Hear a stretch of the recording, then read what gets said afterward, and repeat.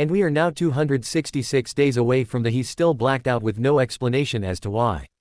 Here's what Congressman Thomas Massie and R. O'Connor said about what they saw today. What I saw that bothered me were the names of at least 6 men that have been redacted, that are likely incriminated by their inclusion in these files.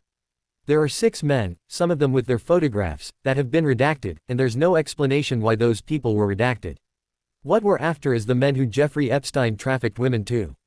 We want those names published. We're not out to embarrass people. And the problem is we went in there hoping to see that in 302 forms. What we found out is those 302 forms were redacted before they got to the DOJ. At least one is a U.S. citizen, at least one is a foreigner, and the other 3 or 4 have names. I'm not sure if they're foreigner they work in, finance, banking, political. One is pretty high up in a foreign government. One of the others is a pretty prominent individual. Pretty prominent individual. Why were these names redacted? This was also the day. I have seen co-conspirator. There she is on your screen. Ghislaine Maxwell SAT for deposition with House Oversight Committee. No surprise, she invoked her Fifth Amendment right and declined to answer any questions. Watch this. Ms. Maxwell, were you a close friend and confidant of Jeffrey? I would like to answer your question, but on the advice of counsel, I respectfully decline to answer this question and any related questions. My habeas petition is pending in the Southern District of New York. I therefore invoke my right to silence under the Fifth Amendment to the U.S. Constitution. Her attorneys say she will testify if and only if President Trump grants her clemency. When MSNOW asked the White House about this, the press office referred us to previous comments from Trump and Press Secretary Caroline Leavitt, saying the president is not thinking about granting that clemency. Today, the family of the late Virginia Giuffre, a victim of Jeffrey Epstein, released a letter directed directly at Maxwell. They ended the letter with Virginia's last wishes for Maxwell, quote, "Ghislaine, you deserve to spend the rest of your life in a jail cell, trapped in a cage forever, like you trapped your victims." When it comes to Ghislaine Maxwell, it looks like her attorneys are now asking very powerful people to make a choice between truth and justice. They can either let her escape justice and hear the truth or keep her behind bars as she keeps her mouth shut, one or the other. But here's something very important to remember. Just 4 years ago, DOJ prosecutors said she engaged in a pattern of dishonest conduct, that she lied repeatedly about her crimes. Even Trump's very close allies, like Mike Johnson and Todd Blanche, have openly questioned whether her testimony would even be reliable. So the choice her attorneys want people to make seems like a pretty easy, even if he ruled out giving Maxwell clemency. There is no way to know that for sure until Trump leaves the White House. And when it comes to Jeffrey Epstein himself, there are still so many questions. Not just about the scope of the terrible things he did, but about the network of people who remained in touch with him after his 2008 conviction. How did he become so wealthy? How did his network become so big? And was there any indication that extortion played a part?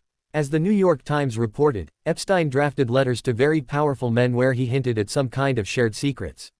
These are crucial questions, and they are not going away no matter what Donald Trump or any of these very powerful redacted men, redacted names, no matter what they say. With that, let's get smarter with the help of our leadoff panel tonight. Luke Broadwater is here, Pulitzer Prize-winning White House correspondent for the New York Times. Leanne Caldwell, chief correspondent for Puck, and Susan Glasser, staff writer for The New Yorker. Hokey doke. Leanne, today Jamie Raskin said in the files he saw a reference to a girl as young as 9 years old. Tonight, Republican Senator Cynthia Lummis told Midas Touch that very development changed her mind. Initially, she did not see what a big deal it was to see the Epstein files. She said they could move on.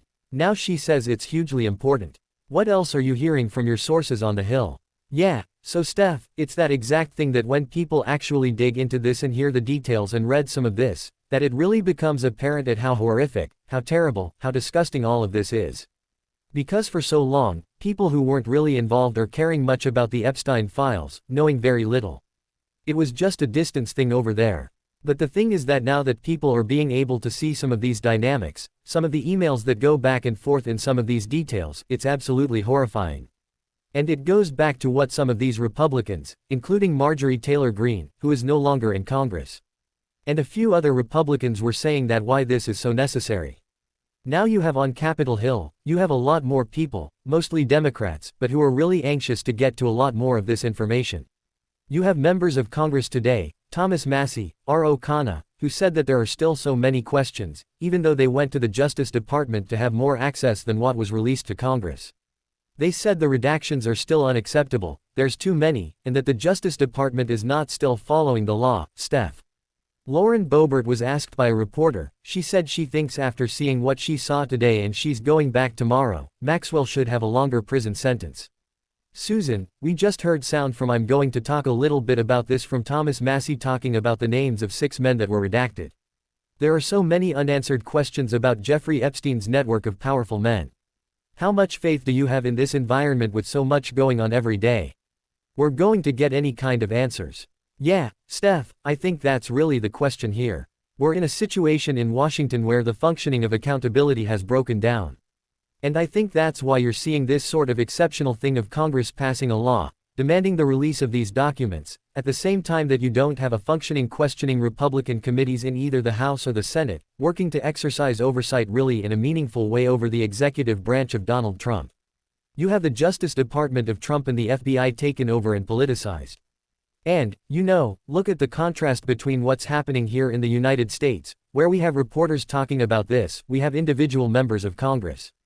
But as far as we can tell, we don't know that there's any investigative process to look at this, whereas the political scandal unleashed by Congress releasing these documents, the accountability seems to be happening in places like Great Britain, where it's a bigger scandal for the Prime Minister of Great Britain, who never even met Jeffrey Epstein, than it is for Donald Trump, the President of the United States, who's all over these documents. And I think people would be well advised to sort of take a breath and say, how is it possible? We have a sitting Commerce Secretary here who was apparently in business with Jeffrey Epstein, despite having lied and said that he had nothing to do with him. And where are the Republicans calling for him to resign? Where is the investigation of that relationship? And, so it just to me, it's really a sign of the breakdown in Washington. But that example in the UK, Susan, is there only one difference? Like, why is the UK treating this different than the United States? Well, one reason, Donald John Trump, isn't that? Well, if only it were just one man, but at this point it's a broken system, Steph. I know, but I'm saying Donald John Trump protecting. Where's the Justice Department? Where's the Justice Department functioning right now? In Donald Trump's first term there was still the possibility of an investigation, but Trump has taken out the public integrity section of the Justice Department.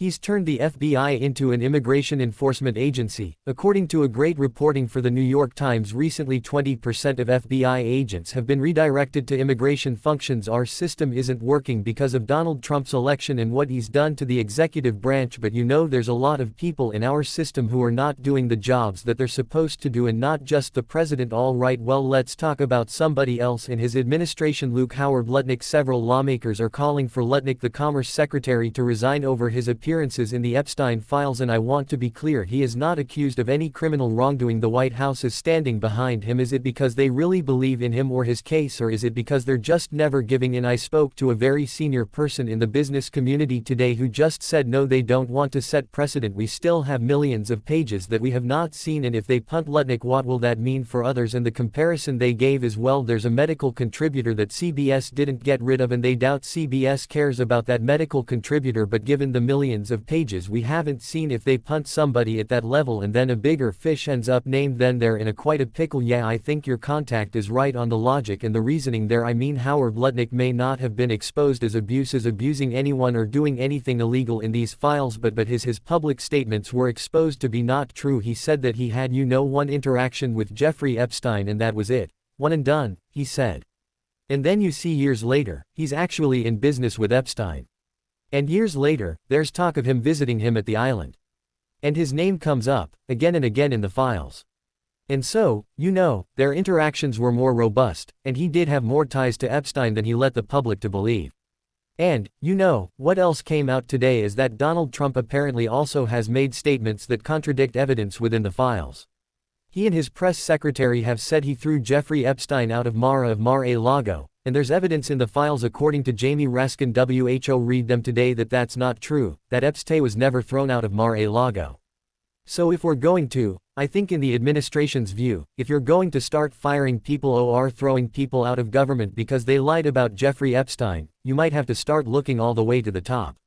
So, yes, there's a lot of information coming out and a lot of people in the Trump administration and elsewhere are being exposed for having much closer ties to Jeffrey Epstein than they have said publicly.